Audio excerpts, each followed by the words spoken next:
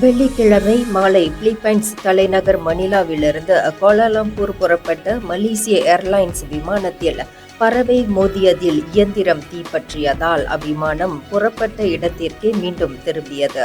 அந்த MH705 விமானம் மணிலா நீனோய் Aquino அனைத்துலக விமான நிலையத்தில் பாதுகாப்பாக தரையிறங்கியது. மேலும் அச்சம்பவத்தில் எவரும் காயமடையவில்லை என்பதை பயணி ஒருவர் உறுதிப்படுத்தினார்.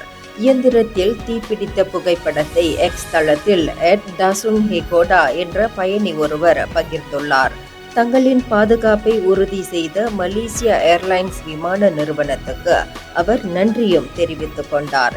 பிலிப்பைன்ஸ் வான் போக்குவரத்து செய்தித்தளம் முன்னதாக வெளியிட்டிருந்த விமானத்தின் இடப்பக்க இயந்திரத்திலிருந்து வெளியேறும் தீப்பிழம்பு புகையை கொண்ட வீடியோ தற்போது வைரலாகி வருகிறது. இந்தியர்களின் இதய குரல் மக்களோசை.